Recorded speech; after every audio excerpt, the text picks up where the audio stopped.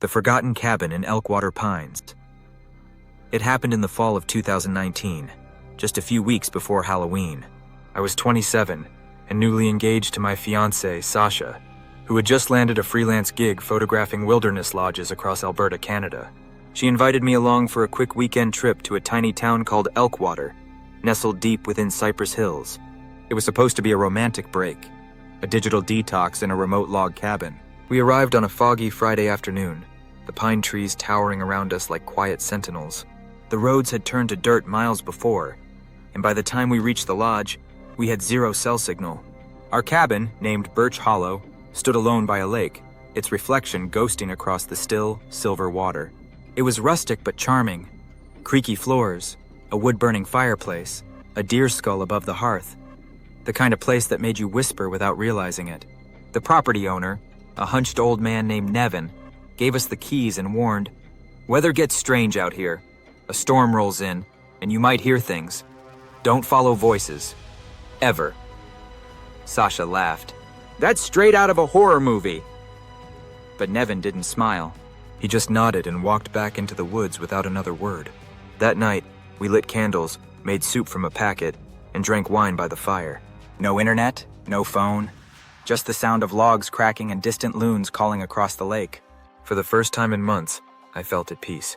Until I woke up at 2:11 a.m. to the sound of footsteps on the porch. I sat up in bed, straining to listen. The steps were slow, deliberate. Crunch. Pause. Crunch. Whoever it was circled the cabin once, then stopped by the front door. "Sasha," I whispered, nudging her awake. She stirred, confused and groggy.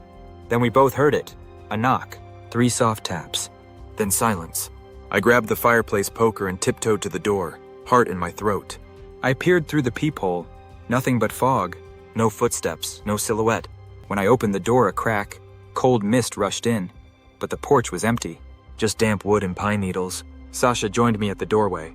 "Probably an animal," she said. "Or maybe Nevin is coming back for something." I wanted to believe that, but I couldn't shake the feeling that something had been watching us. We double-checked the locks and tried to sleep, but something had shifted. The peaceful silence of the forest now felt suffocating, like the trees were holding their breath. The next morning, I noticed something carved into one of the porch posts. It hadn't been there the day before. A small symbol, 2 circles stacked vertically with a slash through them, almost like a crude figure 8. Sasha photographed it. Maybe it's an old forestry mark. But something about it unsettled me. It felt deliberate, like a warning. We spent the afternoon hiking near the ridge, where Sasha took landscape shots for her project. The forest was eerily quiet. No birds, no animals, just wind and the occasional creak of old trees swaying. As we hiked back, the fog rolled in quickly, thicker than before. Visibility dropped to a few feet. We lost the trail for a few minutes, just enough to feel the panic creep in. When we finally saw the cabin again, something felt off. The front door was slightly open. I was certain I'd locked it before we left. Inside, nothing looked disturbed, except for the kitchen chairs. All 3 were pulled away from the table and facing the window, like someone had been sitting there, watching the woods. Sasha grabbed her camera and checked the photos from the hike. She zoomed in on one of the wider shots and gasped.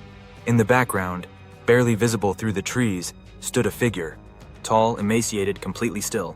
Its head is tilted unnaturally sideways, and its arms are too long for its body.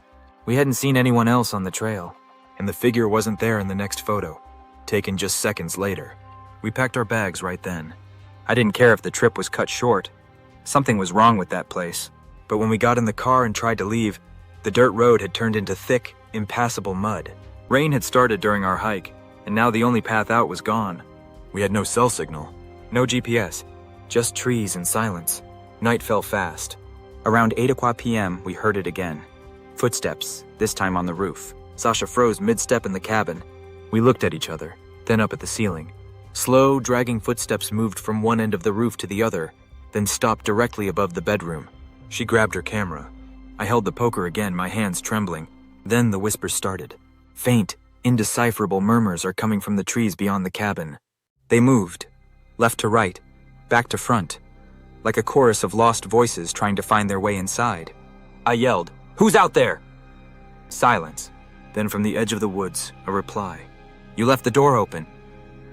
Sasha and I backed away from the windows. I checked the front door. Locked. deadbolt secure. "You left the door open," the voice repeated, now louder. Closer, as if right behind the walls. Sasha took a photo through the cabin's side window, blindly, and when she checked the shot, that same figure was now standing in the clearing, only a few feet away, watching, tilting its head, smiling with a mouth too wide, teeth too many. That night was a blur of fear. The whispers circled us for hours. Something scratched the windows. Once, I swear I saw a hand, with impossibly long fingers, reach up to the sill and slowly slide away. Around 3 a.m., everything stopped. No more voices. No footsteps. The forest went dead silent. We didn't sleep.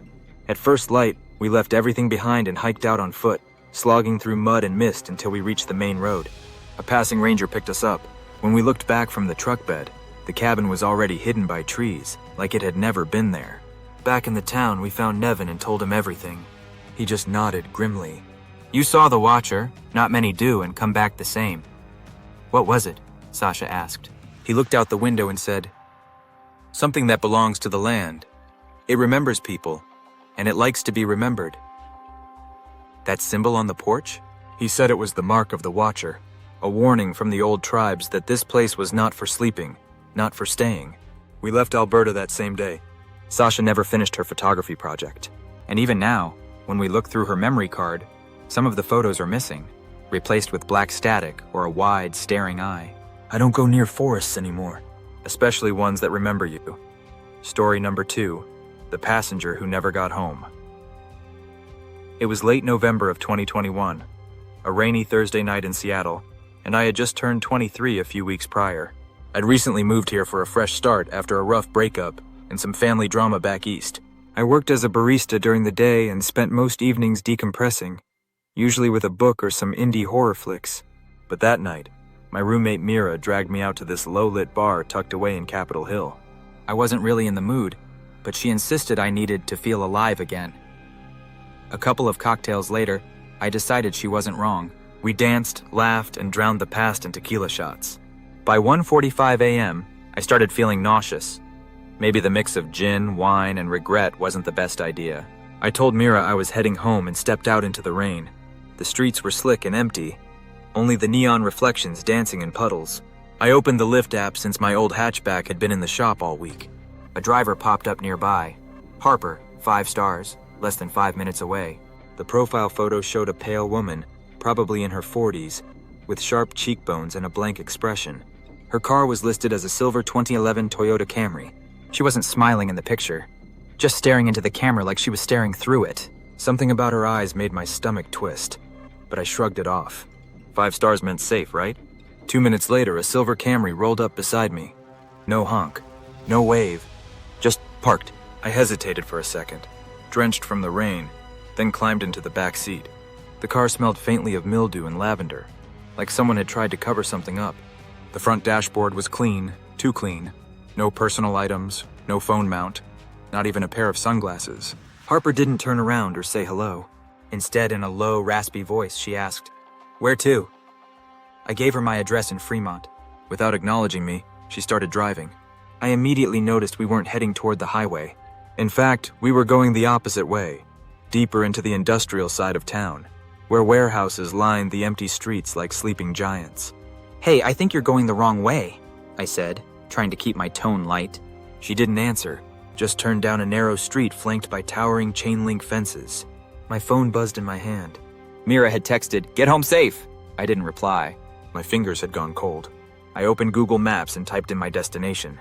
As I tracked the route, I realized we were way off course. We'd already passed several turns that could have taken us back to the main road. "Harper, I can guide you if you need," I started, but she cut me off. "GPS doesn't work in this part of town. Too many signals. I know a shortcut."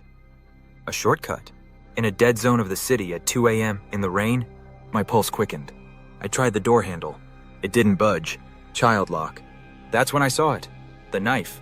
It was wedged between the center console and her seat, half covered with a folded napkin. A long, thin blade, glinting each time we passed under a street lamp. I stopped breathing for a moment. Okay, don't panic, I told myself. Maybe it's just a tool. Maybe she's a chef. Maybe she's just weird. We turned again, this time onto a road that looked like it hadn't seen traffic in years. Potholes, graffiti, overgrown weeds. We were now in an abandoned part of Georgetown, near the old railway tunnels. I pretended to cough, leaning forward to try and hit the lock switch near the driver's seat, but Harper suddenly muttered, "Sit back. Don't lean forward. It's not polite." I flinched and sat back. The rain intensified, pelting the windshield. The wipers squeaked with an eerie rhythm. Tick-tock, tick-tock. "I have to make a quick stop," Harper said after a long silence. "It won't take a second." "No, I'm really not comfortable," I began, but she just turned into a cracked asphalt lot behind an old shipping yard. She stopped the car. The engine kept humming. Outside, there was nothing but rotted wood pallets, rusted containers, and shadows. "I need help grabbing something from the trunk," she said without turning. I froze. "I'm not getting out of the car." "You will," she replied, her voice suddenly deeper, colder. "Or I'll make you." That's when I knew. This wasn't about a shortcut or a ride. I was prey. She had lured me out here, and now I was completely alone with her in this ghost part of the city. I remembered my keychain. It had a tiny pepper spray canister. I slowly reached into my coat pocket. "Hands where I can see them," she barked. I hesitated. Then, in a split second, I sprayed wildly toward the front seat and kicked the back door with all the strength in my legs. She screamed, flailing, and that was my chance. I lunged forward, unlocked the door manually, and threw myself out into the rain. My knees hit the pavement, hard. I didn't care. I ran, faster than I ever had, through puddles, through darkness, toward a faint light in the distance. It was a 24-hour diner.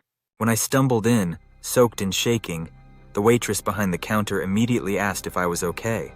I couldn't form full sentences. I just kept saying, "She had a knife. She wasn't supposed to be my driver." Police were called. They reviewed the security footage. But here's where things got worse. When they pulled up my Lyft history, there was no driver named Harper listed. In fact, my last completed ride was the previous week. The car wasn't registered in the app. I had gotten into the wrong car. A car that looked just like the one on my screen. A woman pretending to be a driver had picked me up and nearly pulled off something horrifying, and possibly final. To this day, I don't know if she was ever caught. The footage from nearby businesses was grainy and unhelpful. Police filed a report, but no arrests were made. All I had was a blurry memory of her face and the distinct scent of lavender and rust. I haven't taken a rideshare since that night, and sometimes in my dreams, I still hear that voice whisper, "You will, or I'll make you." Please like the video, comment, subscribe, hit the bell icon, and share.